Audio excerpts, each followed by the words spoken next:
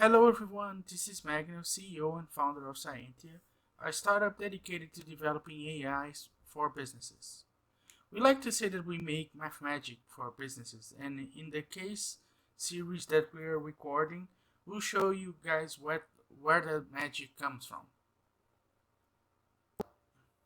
In this video, we're gonna talk about Mercurius, which is an AI developed for sales. We have a bunch of different algorithms. Uh, in this case study, we're gonna talk about one of the functionalities, which is discovering the different client types, the different customer profiles. Like all our other presentations, we're gonna talk a little bit about what was the state of the company before we did the project, how we developed the project, and what happened afterwards. So what was the situation before the project? The company is an online company that sells clothes, outerwear, and they had a lot of data, a lot of data, but they weren't doing any analytics other than the basics, which was pretty much average sales, number of the growth of sales, and stuff like that. Some very basic stuff, and they were actually they already reached a point where they were kind of big, but um, they didn't start actually doing any analytics yet. It was all done manually. Um, the little analytics they had, and they didn't have any specialists in this area. They were also facing slower growth. In the beginning, the company was growing very rapidly, but they started growing ever more slowly, and this was preoccupying them. So they wanted to try um, if an AI solution could help them find some insights to improve their results. They also were trying a bunch of different strategies for marketing mostly, and they weren't actually solving the problem. Um, they hired a marketing specialist, and they were doing a bunch of different things on the data, but still it wasn't actually working. So what we decided to do, we took their sales data. Mercurius took the sales data, sent it to a bunch of different unsupervised learning algorithms to get some customer profiles back.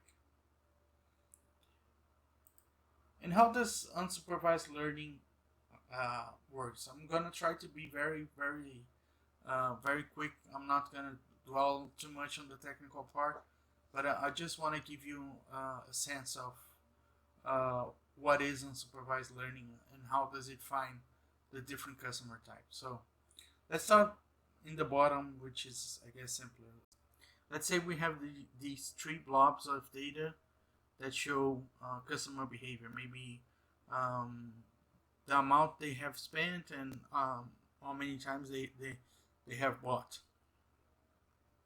So um, let's say we're plotting this and we see these blobs, and there are a bunch of different ways, different algorithms, different methods for unsupervised learning that are gonna give you different results. So k-means, which is probably the most basic and the most common, is going to just split this blobs into just two customer profiles. This one over here in the center, encompassing these blue customers, and a different one, this green one. DBScan, which is also a very common, a very popular algorithm, is going to actually split it into three different customer types. Then you have the other spectral clustering, mean shift, ward. There are a bunch of different variations given each of these algorithms as well, which is pretty much what we have to do, especially in the setup phase, finding the best algorithm and the best hyperparameters to actually um, train an AI that actually knows how to split the data, especially in these cases where uh, the the profiles are harder to it's harder to find out what is the behavior that is similar to all customers, right? You have if you have the in this case on the top two circles, there's clearly an inner circle and an outer circle, and you would like the algorithm to uh, automatically detect these. And in this other case, there's also this other weird shaped, I guess, a U and a sort of like a half A, almost an A. And you also, for us that are looking at the data, it seems clear that it's how you should split it. But if you have millions of data points and you have uh, uh, dozens of axes, it's hard to actually identify this. So we need to try a bunch of different methods and a bunch of different hyperparameters to actually figure out what is the best way to actually split the customers into profiles, to actually understand what are the different behaviors that we can find in the data. So after we tried a bunch of different methods, we get the customer profiles, which actually return to the user. And as an example of result, we found 5 different customer profiles. Because profile 0, profile 1, 3, this is profile 2, and profile 4. They are ordered in terms of their size in the sample. So about 75% of the customers had this profile 0, 14 profile 1, 8% were of type 3, 2.5% of type 2, and 0.22% were of type 4. And what are these columns? The first one is total purchase. So about 75% of the customers only bought on average $170 in total. And we see that these two types behave similarly in terms of total purchase, and these two actually buy a lot more.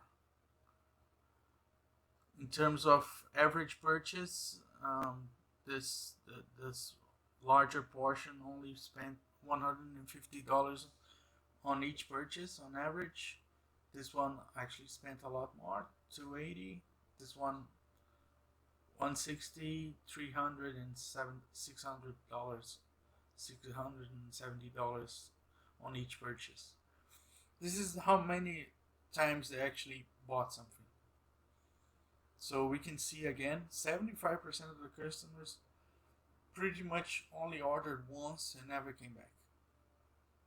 And then there are the other types that actually bought more times, and especially these two bought a lot more.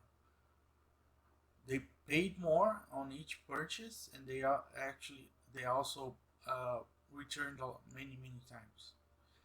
And one thing that is interesting to actually look at these two profiles, their behavior is very similar in terms of total purchase, but the speed and the size of the purchase, the number of times they buy and the size of each purchase is quite different. So this one buys less times, but each time they buy, they spend more. And this one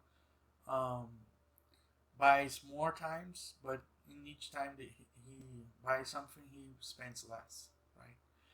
This is what they usually bought, the main products that the company had, which are men's pants and women's pants, especially men's pants. So we can see that 43% of these customers bought men's pants, and 21% women's pants. Um, 63% ordered in this group. 63% bought men, 26 women. Again, very similar numbers between these two customer types, and for these two also similar numbers. This for women pants a little bit different, but at least these two behave very similarly. This is how long they stayed as customers on average. So this one only stayed 13 days. That is, the of these customers that actually bought them more than once. They only lasted 13 days, and they didn't come back. The duration for how long the customers stayed an active client for these two customer types are also very different. This one, the one that actually buys less and pays more, uh, lasted less than a year, 214 days. And this one that actually bought more times and spent less actually lasted a lot longer, stayed as a customer for almost 3 years. And these two premium customers also lasted about 3 years. How long it took them before, on average, between orders? This one only 6.5 days between the first and second order for those that actually bought more than once. Again, this one 76 days between orders. This one a lot more, 324 days, so almost once per year. This once per 4 months, right? Quadrimester, and this one every 2.5 months. So one of the fastest frequency for buying. And this were again the proportion. So the interesting thing is they didn't have any idea about any of this. They pretty much only looked at who ordered men's pants and who ordered women's pants, and tried to devise their strategy around that. And with this result, they could first discover these two premium customer types that they had no idea that existed, that actually bought a lot and spent a lot and stayed customers for a long time, which is something that could easily be exploited in their marketing strategy. And they also didn't know that so many customers actually only bought once and never came back. So they actually wanted to try to understand why some customers would leave the platform, would leave the online shop. What was the problem? And also in these two profiles, they could easily exploit the the difference in frequencies and the amount of expenditure. So you know, you have some good idea when the customer is coming back, when he's ready to actually spend again. So you can do some stronger marketing targeting once it's about time they come back. So what were the results? The deliverables, dashboards, um, reports. They got they started working on a much more directed sales strategy. Instead of doing a strategy based on each product, they could actually target different customers with different strategies, and their yearly growth, which was at about 7%, jumped to 23%. So that's it. I hope you guys enjoyed it. If you have any questions, please feel free to ask. If you want to know more about what are the different functionalities, different features that Mercurius can also do. Let me know. We can also talk about him in the future. We'll probably make more videos talking about different stuff we can do in sales as well.